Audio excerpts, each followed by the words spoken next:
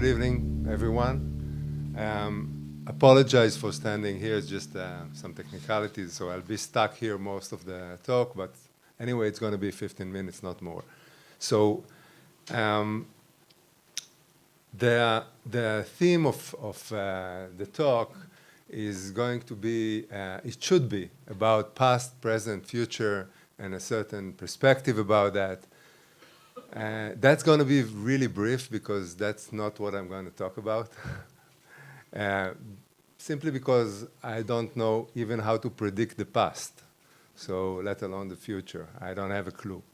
What I can tell you is the people that really, and that's a constant, the people that really care about ideas and innovations or invest in them are actually founders. And when we talk about investors, we are talking about people who invest in people. And that's a core thing to remember, and I think that that's going to follow up for anything that you'll meet as founders of new companies or people that are taking part in this community. So what I am going to talk about really briefly is I'm gonna give you like a sort of just a teaser for the brain, for the thought, and then I'm going to give you some gossip about myself, and then I'm going to end up with another piece of something that will supposed to bring your mind into the discussion of this evening. So first and foremost is the question of what is a startup, and what's the difference between a startup and any business. So if I'm a lawyer and I want to become I want to open up a practice, or I have a restaurant, why does this differs from any new business? And that's a question that I actually invite you to think about. And I think from my point of view, it's very much a question of everyone starts in the same point. Everyone starts trying to build something that will bring value to some people.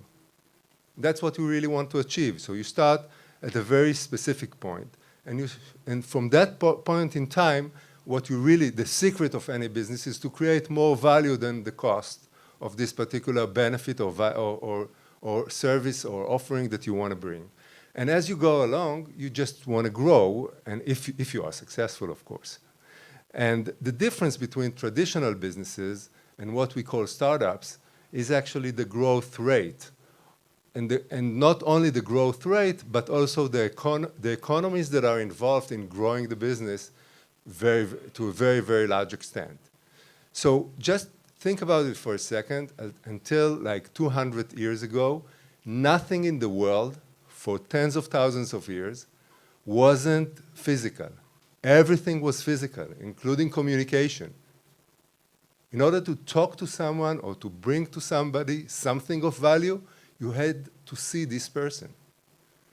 And that has changed, obviously, with radio and telephone, but this was only about communication. And it's only been like 2 or 3 decades where we can actually transfer value through digital means. And that's probably the root of the revolution. So if we're asking the question of what is a business, why is it a startup, who's an investor, and what's the difference between investors? So I'll simplify it, but in essence, we have like 2 different polars of investors. You can be an investor that invests in many startups, relatively small amounts, or you can be an investor that invests in relatively small amount of companies, a lot of resources. It can be money and can be more than money. If you ask where I'm on that angle, I'm towards the left side of it. I'm relatively considered to be somebody who invests in relatively small amount of companies, but go relatively deep. The only thing that is not here is another dimension, which is a buffer strategy. So even when you are a certain investor, you may come in to become an investor in the right-hand side, but then keep a very large buffer for the cases where the companies seem to be very successful and then try to preempt or actually increase your stake. So I'm moving to the next part of the discussion, and this is the gossip part. So if anyone here follows Yuval Noah Harari, you know that according to him, all humanity is actually different than other humanoids and other apes because of the fact that we can gossip and we can communicate. So I've been an investor, a technology investor since '97, so it's like 22 years. I made, to be accurate, 32 investments in technology companies, and the total amount of money that I invested today is close to $13 million. 11 of those investments were pre-2001, which is pre-bubble era, and the rest came later. What's interesting is that those investments actually represent more than 100 transactions, which means that if you think about it and if you translate it to money, in 25%, 75% of the funding went to 25% of the companies. And more than 80 transactions went actually to companies that either were sold at some stage, went public and sold, or still alive and working. What's relevant to this discussion today is 40% of my investments went to consumer companies, out of which 60% failed, and 15% were what I call prosumers, out of which some of them were sold, some of them are still alive. So all in all, if we look at the consumer investments, the valuation of those companies, it's 60% of the money were invested in those companies, and that represents the current value of those companies altogether. The live one I'm talking about represents about a return of close to 7 times the original investment. So what I did during that time, I used to work like everybody does in the investment industry. You get an email or if somebody talks to you and then you read an executive summary or something. But at a certain point in time, I realized that's not effective. And I decided to actually turn it into what I call angel as a service, or look at myself as somebody who is a service provider. And that's a relevant thing also, again, for the theme of today of B2C. So instead of looking at founders like, I don't know, just a certain relationship which is very traditional, I thought that should be changed. And what I did, in fact, is actually built a process. And the process is a streamlined thing which, first of all, goes in order to serve certain principles that are crucial to the people that I deal with. So the first step that I did is actually to look at the audience that I'm dealing with. And then, after figuring this out, trying to figure out what's important. So some of the features, for instance, were the fact that investors should be more accessible, that investors should be more responsive, that investors should give an advice, that maybe they can connect to you or to actually enhance your networking. And according to that, I built a certain process. I'm not going to go into details, but it's a very streamlined thing. The idea is that anybody can access me, anybody can book a meeting. I give access to my calendar. I meet people, and then I get back to people who meet me within 24 hours, and that's the way it works. There is a certain, I'm going to share with you now a little statistics about it. These statistics relate to 7 years altogether. I hope that I'm not gonna, there are differences in slides here, so I hope I'm not gonna miss too much information, but first and foremost, it's the number of startups. So altogether, I met in those 7 years, 2,355 startups. 85% came from Israel. The rest came from a combination of either Israel and other places or 10% international. You can see that, interestingly, you can see that most founders are not single founders, like only 15% are single founders. This is something which is not represented in my portfolio, actually. So if you look at my current portfolio, which includes 8 companies, actually half of them are with single founders. 2 which is 25%, were born like that, and 2 were actually divorced. So it's like 2 founders that one left at a certain stage. So effectively, half of them are single founders. The 2/3 is like a magic number. So 2/3 of people are fully committed to the venture just when they approach me, and it's all early stage, which means, by the way, the third is not fully committed yet to the venture. Around 2/3 are bootstrapped, around 2/3 have in the team technology founders. Now conversion, you'll hear this word probably again today. So the conversion is working this way. From all the companies, 49 went into what I call drill-in. Drill-in is actually a process that once the meeting that I make, the initial meeting, is such that I feel that I want to actually learn more about the company and the prospect of investment looks more imminent, then there's like another process that I didn't show before, which involves some additional questions and a face-to-face long meeting, by which, once it's done, there's a whole process, there's a set of obviously the same day I'm going to close the deal, give the terms that I think, agree on the terms with the founders, and then send or share it, all the terms and all the documentations involved with an investment in the company. In terms of the companies, so it's 2%, that's the number, out of which 11 new investments were born during those 7 years, and 42 transactions. At the moment, 4 of those companies were closed, 2 were sold, and 5 are still alive and kicking. 3 of those 5 are actually consumer companies, 2 of which you're going to hear people from today, so it's nice. Okay, so this is like a very general chart with lots of sort of icons or brands that you are probably familiar with. What you see, the only thing, it's all B2C, obviously, and what you can see is that on the left side, the only thing noticeable is on the left side you see some companies that are B2C and they are Israeli.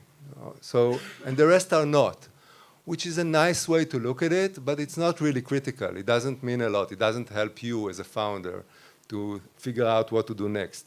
What is important here is to note one thing which is crucial. B2C, in many ways, was actually even, I would dare say, born in Israel. The digital B2C.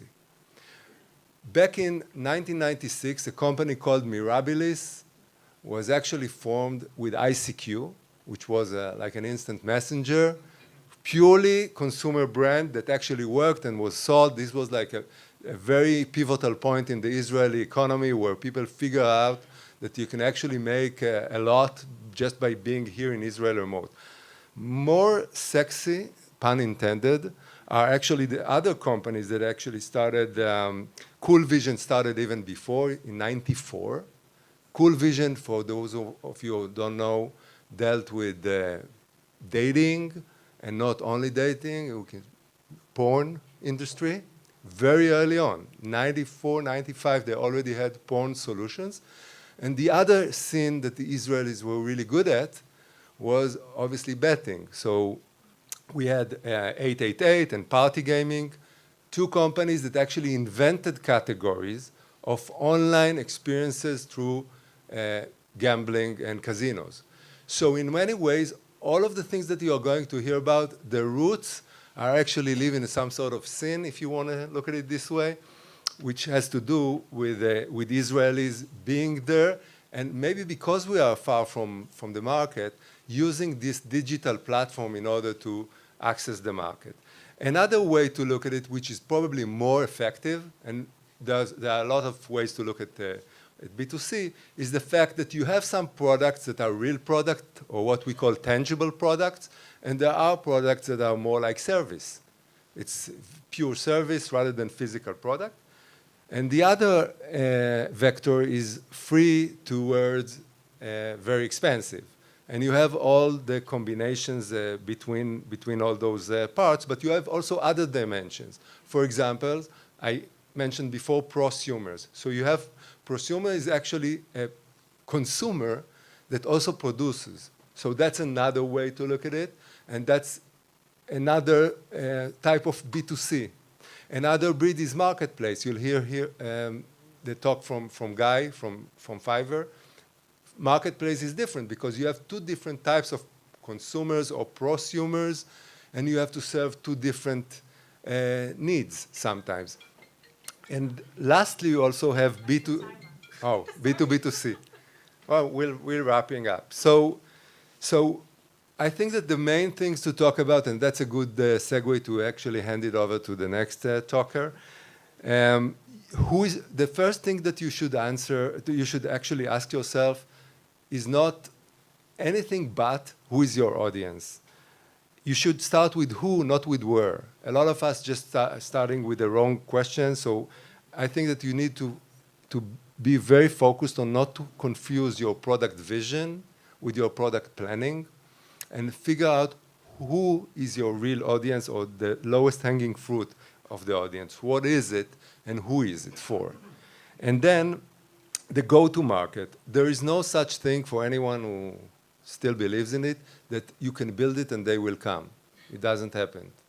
You have to build it, and then you have to make people know about it. So you have to figure this out. And obviously, we'll talk I think we'll talk probably around the funnel thing, which involves a lot of things like the challenges that you have from awareness of people to the fact that they have a certain intent, that they make a certain action. You'll hear things like a lot of abbreviations like cost of acquisitions and cost per actions and long-term value and so forth. And that's all part of what you actually have to deal with once you go to consumer. So I'll hand it over to the next speaker. Thank you very much.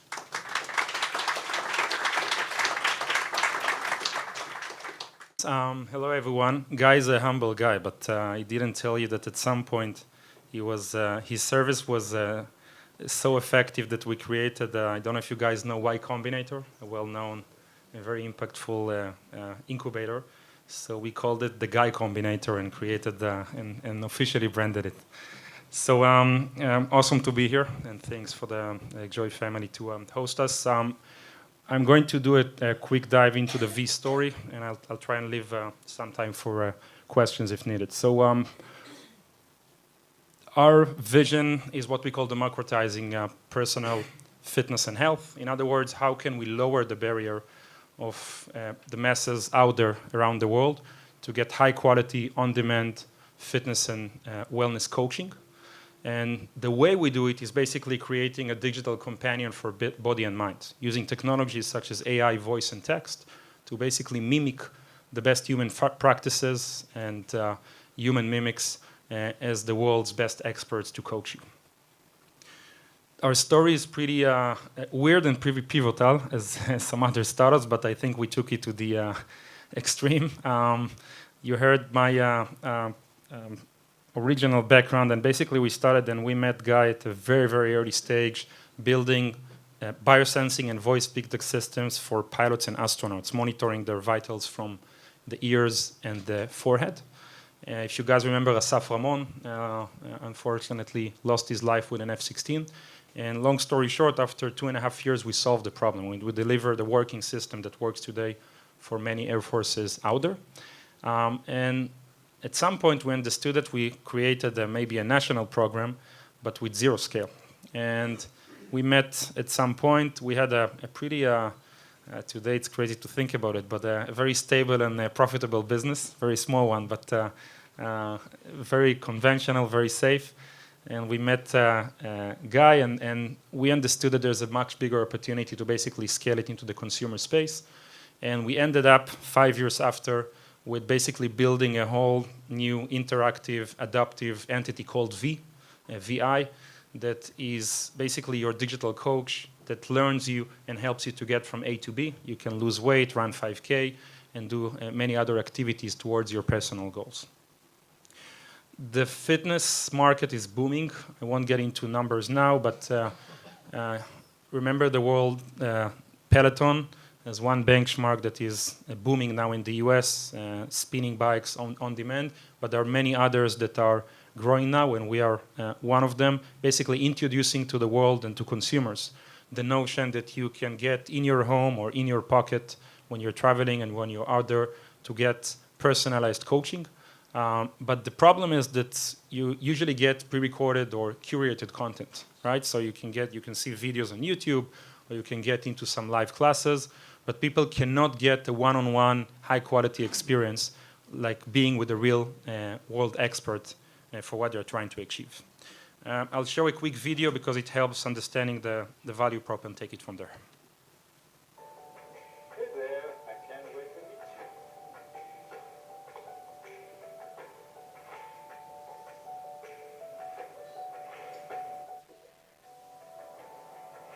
Hey there, it's me, B. It said something to me. All right, that's pretty cool. What's your name?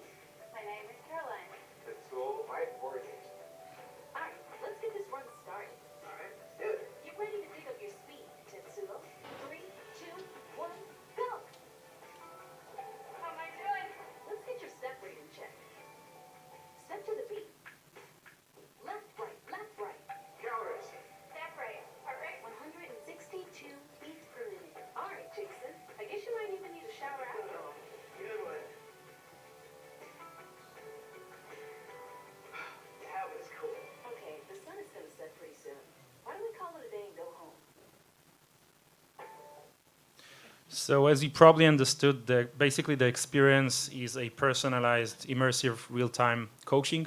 But the idea was to make sure that we cover your full off and on training experience. On the upper left, basically, V is collecting over 80 data points today during the workout and out of it using HealthKit, Google Fit, and other parts. And basically using a chatbot experience to onboard you and mimic the same text that a regular coach would write you to ask you some guiding questions. What's your goal? What are your limitations? How do you want her to call your name, and so forth. And out of the, beyond just the real-time experience you just saw, we are trying to build on top of it these days a community powerful experience, basically what we call virtual racing, which is your ability to not only have a one-on-one personal experience, but also work out and compete with your friends, with your community, and get real-time feedback, which no other product is doing out there right now. One last pretty cool notion is we have the ability to introduce human voices and human content that we can invite into the session. So one quick example, I can bring the best nutritionist or the best relaxation coach or the best weight loss coach that we will invite throughout your cardio session. They will step in, say a few words, and then they will say, you know what, here is a tip, but I'm going to email you some instructions afterwards. You finish your workouts and you're getting more value afterwards from real experts and real humans. So we're trying to humanize the experience and not leave it as a pure digital one as well. Laser focused on running and walking, some cycling activities. Virtual racing is going to be released end of Q1 this year, and introducing some other very exciting activities, including a classified interesting project that we're doing towards the other mental space. From a launch perspective, the product is out there. We started from a hardware, fully gated hardware experience, went to Kickstarter in 2016. Mid-17 delivered a full hardware with Harman Kardon, basically earphone with heart rate sensing, gyrometer, speech recognition, and more.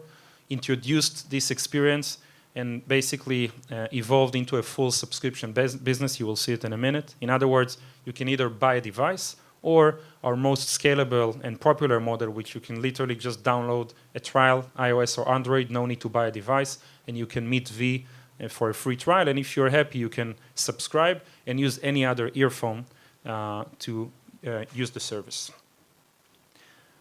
Some beautiful stories about testimonials and people that will literally change their lives. We won't get into them now, but a very powerful consumer experience of literally touching people's lives and helping them getting from A to B for a very affordable cost, very different than going to the gym or hiring a trainer for hundreds of dollars. We won't get into the technology today, just in a nutshell to understand what is the magic behind the scenes. So 3 main fundamentals. The first, we need to collect a solid amount of data to understand who you are, what's your profile, what's your gender, what's your goal, where are you from, and how we can stitch the right content for you in real time. We then profile you on a prediction engine that understands what type of workout, what type of program should I create for you, and what you should listen throughout the workout, music and voice, to increase engagement.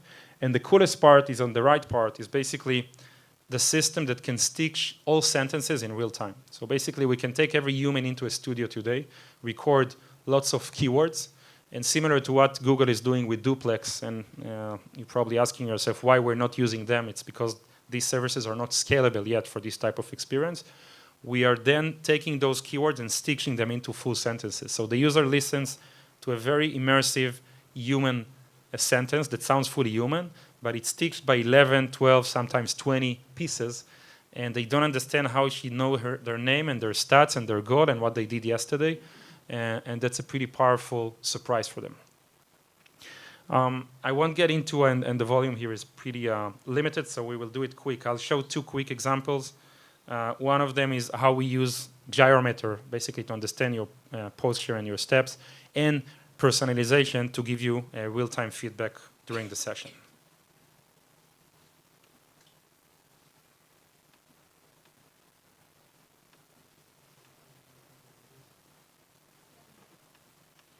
I think it won't let me because I'm on micro HDMI. We will skip it. Go and the easiest is just download the trial. I think it's a good idea. Hey, Sarah. Your heart's going at okay, let's get the steps on check. Ending up, I know that we were advised to speak a little bit about go-to-market. In a nutshell, the service was designed to live in the cloud, and basically, unlike being another cute app on iOS and Android, which is very important for us, but it's one channel, the idea was to create an agent, an extension that you can implement in different types of business models, from phones to smartwatches, earphones, and more. And from a practical perspective, what you can see out there is the following. On the left part, today you can download the app on either iOS and Android and go for a free trial as mentioned. You can buy one of our devices out there with partnerships with premium brand like Harman Kardon and one more. And a very exciting market for us. Too early to publish exact details, but we are already officially in the home and gym fitness devices, a huge market with lots of connected audio devices, basically lots of IoT pieces out there of people that are working out in their home or in gyms. And V is going to live in those devices. So every time you step on top of those devices, she will be able to notice that what you did in the last session and basically provide you an adaptive coaching. Most important, we are hiring to our site in Tel Aviv. So every person that have either a lead, it can be a suboptimal or a great lead, will get a free device from us. And we are dying to get awesome people ASAP. So either software lead, UX designer, or QA from the Joy community, more than welcome to approach us. Thank you very much. Welcome to ask any questions.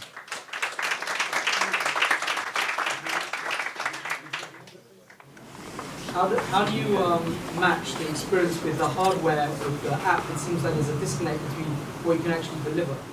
So the delta between a with device and out of device is two main things. The first is heart rate sensing. So this is one difference. We make sure that the core of the experience will not be influenced. So if you don't have heart rate, the system knows to exclude it and to deliver other metrics like steps, distance, speed, or other content pieces. And second is basically gyrometer and some posture related. We have a 9-axis gyrometer on the device itself that helps. We had another one of voice recognition, but we are releasing this month a new speech recognition engine that can work with any type of earphone. So this is pretty scalable. Yep. Good question. We have two. Basically, we had one model that we started from a full B2C model that we are growing very well in the last. We released our full subscription model 5 months ago. So B2C on the purest level, Facebook, Google, and some paid marketing part. But the major factor that we see is organic growth through partnerships or virality.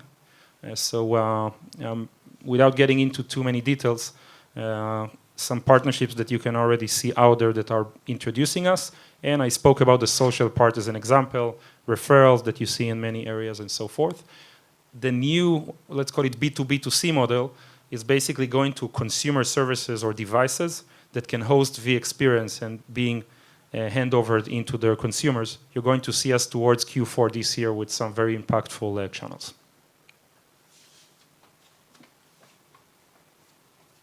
Thank you.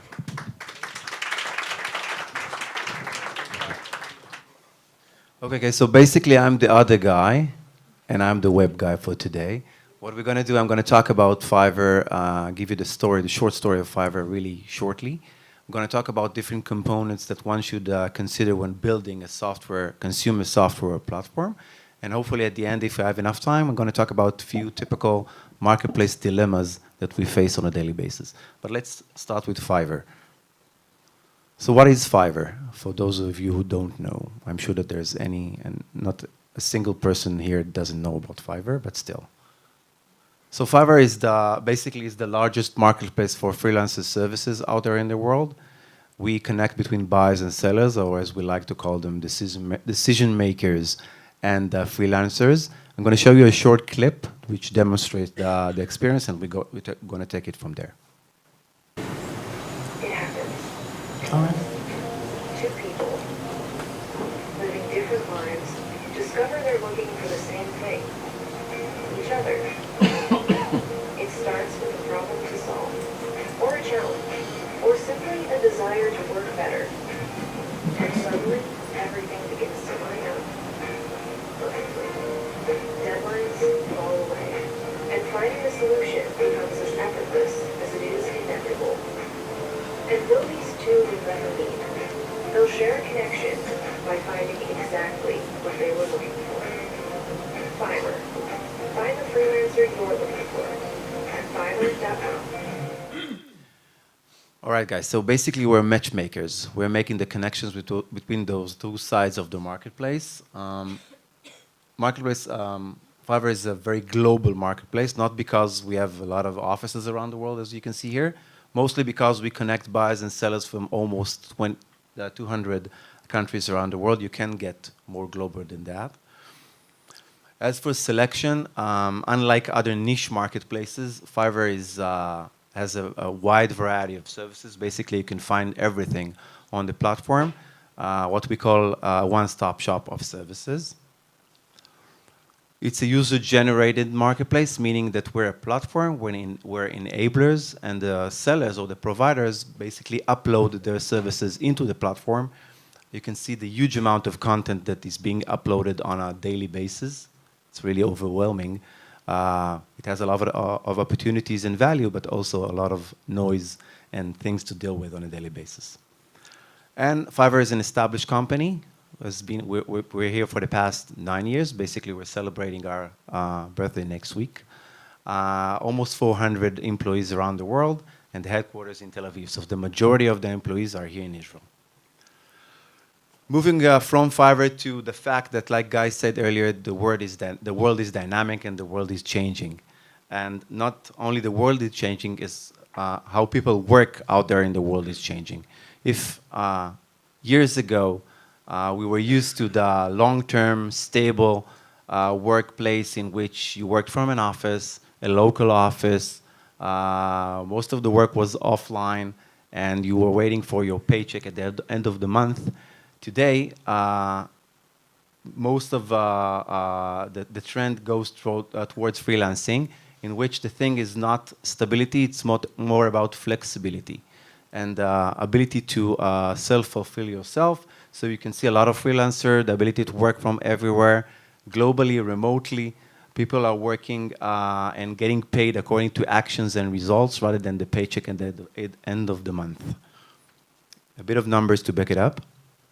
You can see that 55% of businesses plan to increase this type of work or engaging with freelancing and independent type of work. You can see that freelancers is not a default anymore.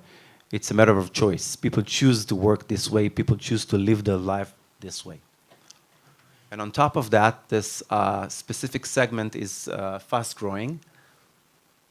20 to 30% of the working age population is engaged in this type of work. It's amazing to me. The number of people in Europe and the US, you can see it's a huge number dealing with that or engaging with that. The growth pace equals the US workforce growth since 2014. And according to the forecast, 8 years from now, most of the workers out there in the world will work as freelancers. And that's amazing. I want to ask you a question. If you think of the entire freelance population out there, the offline and the online, what would you say is the percentage of online freelancers compared to the rest? 60? 95? 95 online or offline? Online. All right. I wish. So the number is 3. You can imagine what's the business potential for that. Basically, it's a blue ocean market. Blue ocean market, what we just need to do is to migrate those offline experiences to the online, and we're there. Let's talk about the market and add this aspect as well. Fiverr, like other players here, great companies in different industries, we didn't invent the market. The market was there. What we basically did, we took technology, leveraged technology in order to make sure that we maximize the efficiency and basically remove the friction points in this type of an experience. Talking about that experience, and you know this flow, everyone knows this flow. This is a typical flow of someone looking for a service provider. You can see a lot of steps, and you can see a lot of friction or potential friction points during this flow. The flow is not consistent, and it's disconnected in many ways. How to find a freelancer, how to collaborate with one, how to make sure that the one that I picked is trustworthy, how to negotiate about the scope and the price and the time, and in the end, getting the delivery and getting the payment. So basically what we did when we thought of the solution is to take this flow and focus on those 3 different pillars. The first one is variety. As I mentioned earlier, Fiverr is not a niche marketplace. We choose to take the strategy of one-stop shop, meaning we're aiming to cater for a wide variety of needs coming from our customers. This is the first one, and create a very comprehensive catalog of services that one can consume from. The second one is simplicity, and I'm coming back to the flow that I showed you here. Again, a lot of friction or potential friction. The idea is to take this flow and make it as simple as possible, frictionless as possible.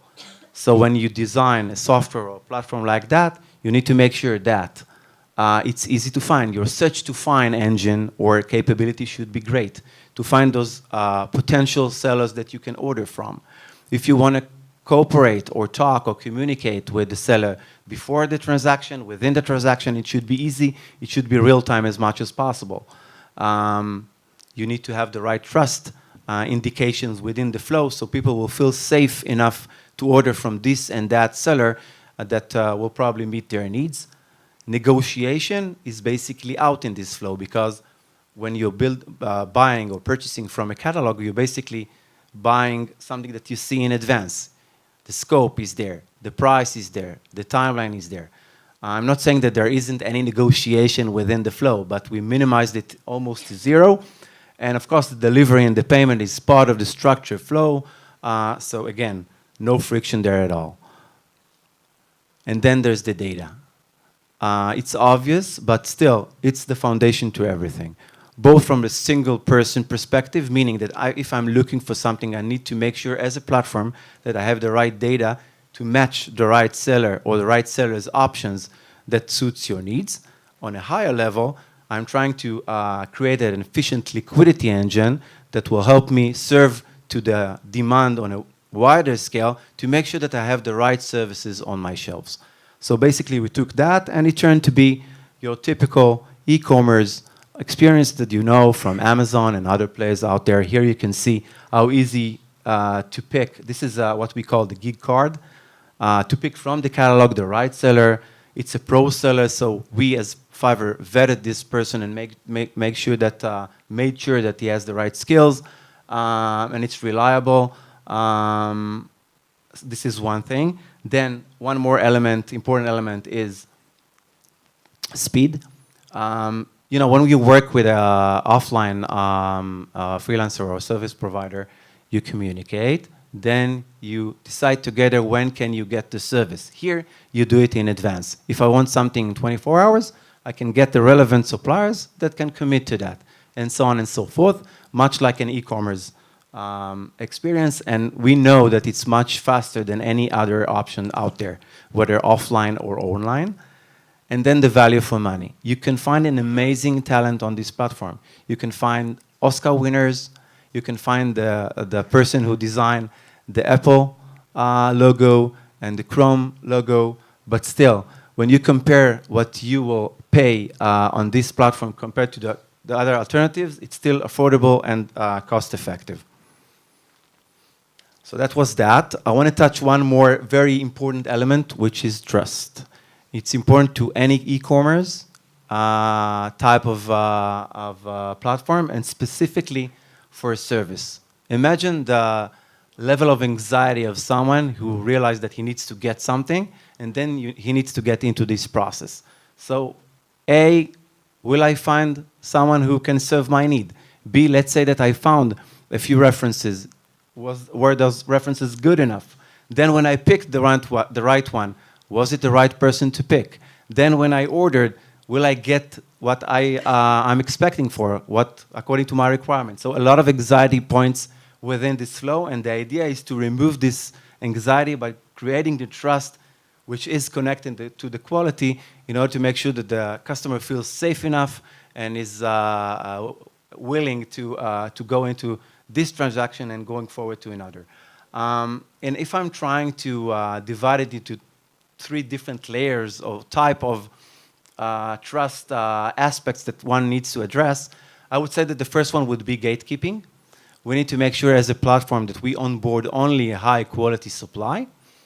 And then once we did that, we need to make sure that we monitor the performance and the behavior to make sure that those suppliers that were part of the platform keeping up to the standards that we are aiming for. This is one. Second is experience.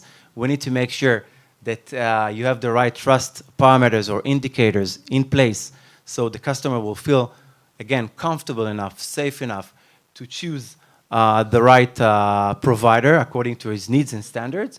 And then once someone is getting into an order, you need to make sure that you have the right transparency, that you can anticipate the next step and not guess what will happen a day from now, 2 days from now.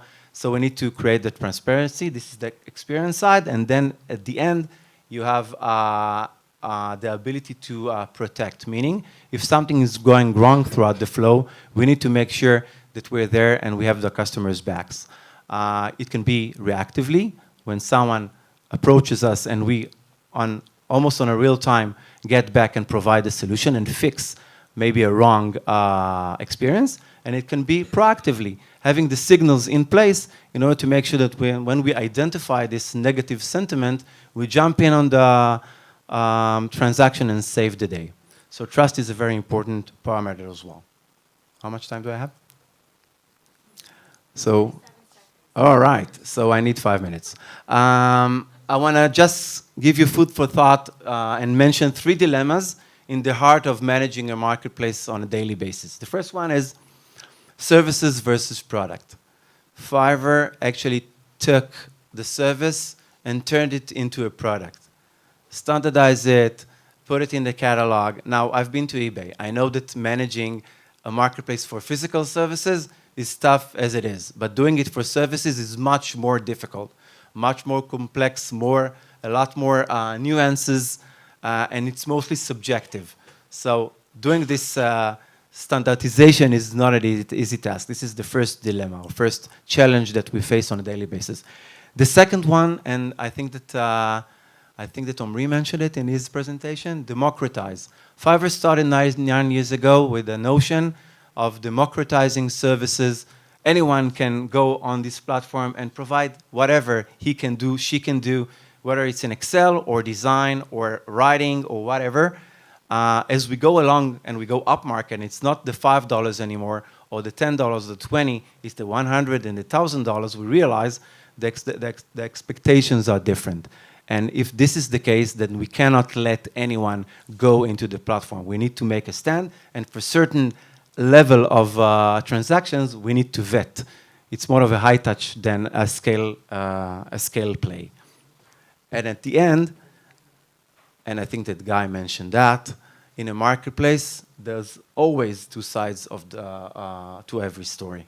We cater for buyers and sellers. And since we're a customer-centric platform, I want to make sure that we help the customer no matter what. We need to know that once we help one side, in many cases, we hurt the other side. So we do need to have procedures in place and guidelines and so on and so forth, but we also need to have the right people in the right touch points who are able to understand the situation and the different scenarios, and then on top of those procedures, take the right decision. Sometimes we help one side, and then we need to disappoint the other, but there's a way to do that, and sometimes we help both sides and take money out of pockets. I want to end with a short clip, and I'm done. A bit about our community. Here you can see buyers and sellers, by the way.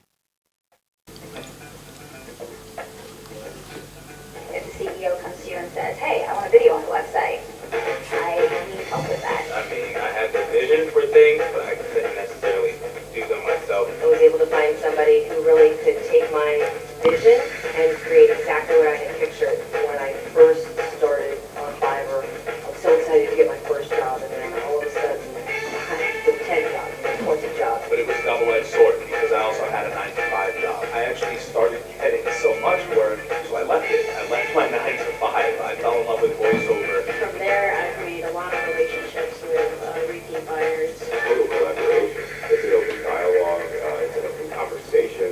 The work that I'm doing for them is benefiting their project. The challenges they're giving me are helping me grow. I've met a ton of people through the platform, actually. Such an interesting experience meeting people from all over the world and knowing that I can actually help them grow.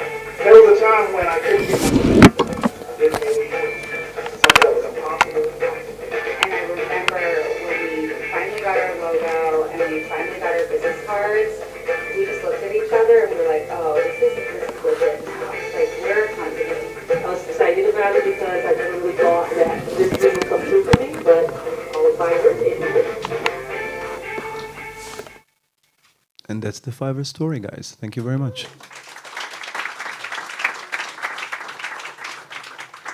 So I came here today and thought about just to share a bit of our go-to-market story and how we got to where we are today, share some of our challenges and mistakes we did along the way. Before I do that, just to understand who's here in the audience, how many people here are involved in the leadership of a B2C startup company?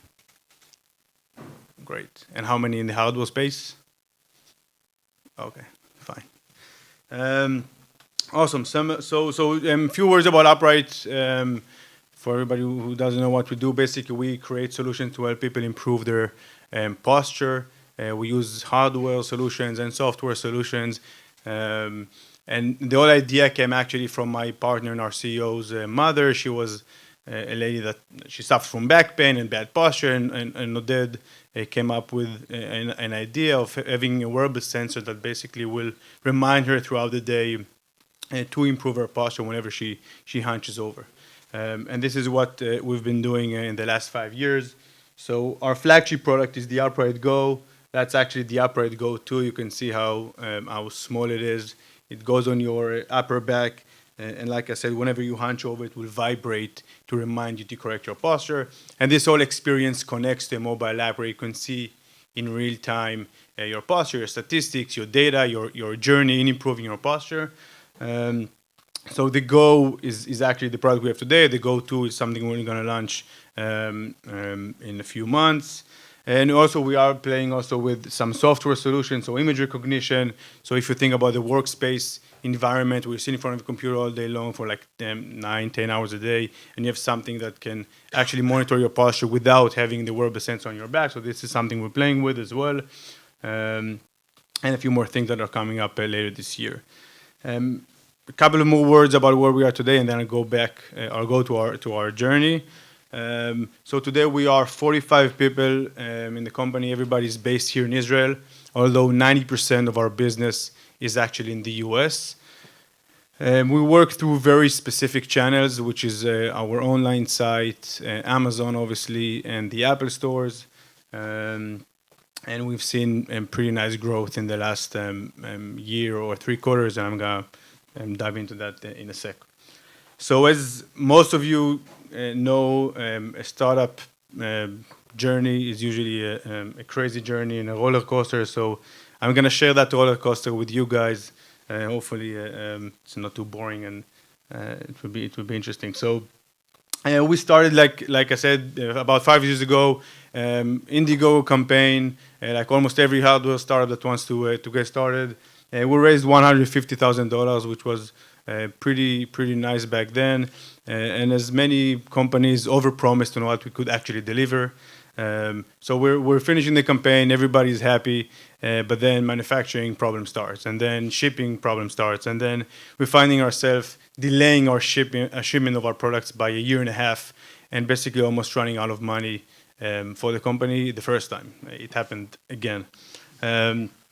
So after we managed to raise some funds, and we were able to finally ship our products, things start to pick up again, which is pretty nice. And we're actually selling about 20,000 units during 2016, which is pretty okay. But something is not working. I don't have the original product that we created. It was like this big bulk thing you would put on your lower back, and just too complicated to work with and to use. And people are just dropping the product, acquiring new customers is becoming more and more expensive. And we find ourselves at the end of 2016 again with no money, and with a tough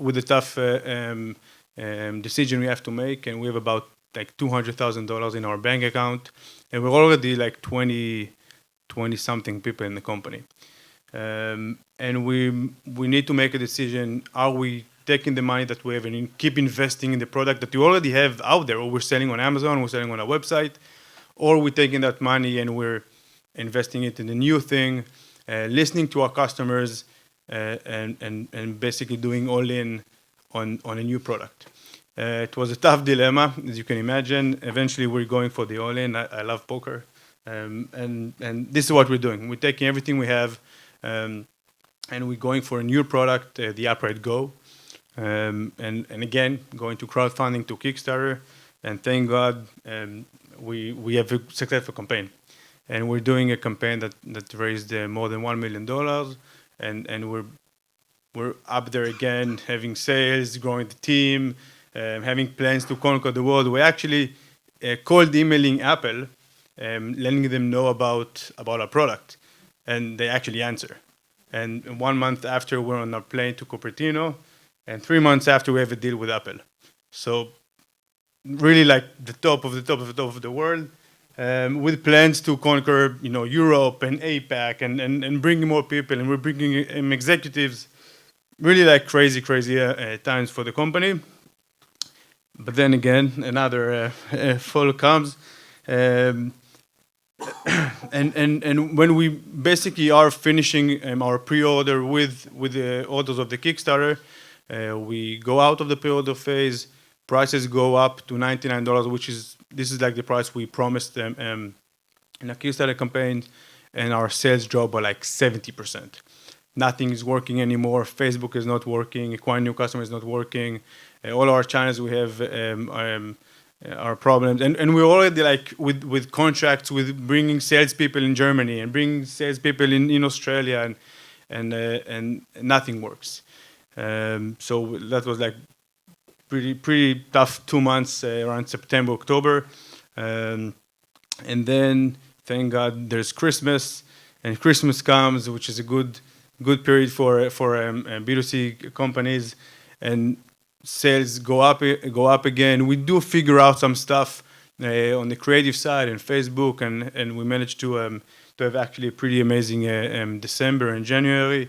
We actually reach for the first time $700,000 a month, which was like fucking amazing. And we're pretty happy, right? Again, salespeople, and now we want to conquer, so at least we made a decision, by the way, and I'm going to talk about it in a sec, but focusing only on the US, that's a decision we made back just before the Christmas holiday. So we're not going out to Germany and Europe and APAC and everything. We're focusing on the US, one of our biggest and most important decisions we actually made.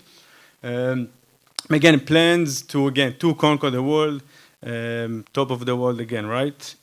Obviously wrong. And then in around end of March, April, everything changes on Facebook. I don't know if you remember, but privacy policies, algorithm changes. Our business was heavily dependent on Facebook. And again, cost of customer acquisition cost goes super, super high, and nothing is working again. The company is already, I think we're about 30, probably 35 people. And again, sales are dropping and nothing works. So really, really tough months. And that was less than a year ago, right? So really tough times for us. But again, we put our minds together, trying to understand what's not working. And I think for the first time, actually put structure to everything that we were doing. So find the right structure to crack our unit economics and crack our Facebook funnels and everything. And also the product achieved a certain maturity, I think, that it didn't have before. And then after we tick all those very, very important boxes that took us a lot of time to figure out and understand, we're seeing great, great growth since then. Actually hitting some pretty amazing milestones in terms of sales and acquiring new customers. And that leads us to today with a great relationship with Apple and some other channels. But again, as I put here, we're ready for the next blow, obviously, because it will come. This is something that we learned in our journey. But hopefully this time around, we're a bit more experienced and with a bit more money in the bank to be able to withhold those drops. So that's our story in a nutshell. Just to give a few key takeaways that I thought of that are important. One is you have to stay super, super focused as a consumer or any startup. But I think this is something that really helped us, because every challenge like this, if you take all your limited resources you have, you put them on hopefully what you think is the solution, that's something that really helped. It helped us to get past some of the challenges I described here. And the second thing is always listen to your user. I mean, we killed our first product, and we're probably going to kill our second product, the one that I just showed you. I mean, no, not this one, but like the one that we have today. Because we are listening to our customers, and we don't think that what we invented, this is the most important or amazing thing. So talk to your customers, understand what their concerns are. Eventually, they are the oxygen for your company. And the last thing is find a good partner you can share this crazy fucking ride with. I mean, I have an amazing partner in Oded, whoever knows him, and that's something that I would definitely recommend everybody to have someone in those tough nights and pitfalls, someone you can consult with and share this journey with. So that's my takeaways on our story. If you have any question, I'd love to share anything. Thank you.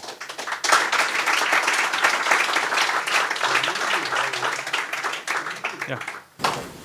A challenge that a lot of people speak about is being an Israeli company and not really knowing the culture of the market you're trying to sell to. Now, I know this is a global, we're in a global world with everything is online and connected, but still, it's a different, so how do you deal with getting to know your market without being part of it? Definitely. So everybody heard the question?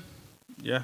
No? So the question was, how do you run basically a B2C company in Israel that addresses the US market? When you really need to understand the customer and you're not interacting with them like in a close relationship. So it's definitely a challenge. I think as long as you understand it's a challenge and make those trips sometimes and make the right adjustments, or hiring some people or agencies in your core market that can help you understand and bridge that gap. So that's one thing that we did. The second thing is also understanding what you can and you can't do. I mean, for us, for example, understanding that if we're based here in Israel and everybody's there in the US, keeping those online channels versus being in like stores where you really need to be there. And with Apple, by the way, that was a challenge because we launched this demo experience you have in the Apple stores, but we launched it like 250 stores in the States, and we were here in Israel. And like only a month after we launched it, we went, me or Dan, I remember, we went to a trip in the US, and we saw that like half of the demo in like fixtures like broke and didn't work. And if you were there, we would maybe see it before. So there are some challenges, and soon I think we're at the point where we have to be there, and we'll probably make that transition to the US pretty soon. Anything else? Yeah. As a somatic practitioner, I wonder, having keep on holding your back up, does it not create extra muscle tension? Yeah, it's a great question. So we definitely don't want you, and you'll see that in the app, in the experience that when you get the product, but our goal is not for you to be upright like the whole hours that you're awake. And actually what we created in the app is like this training plan that guides you in improving your mental awareness to your posture and also your core strength. So the first day or second day that you'll train with upright is only like about 15 to 20 minutes. And gradually it will go up. So you get your core strength, you get the awareness to your posture, and then it becomes your second habit. But definitely it's a journey and not like something we need you to do or want you to do the entire day. Thank you.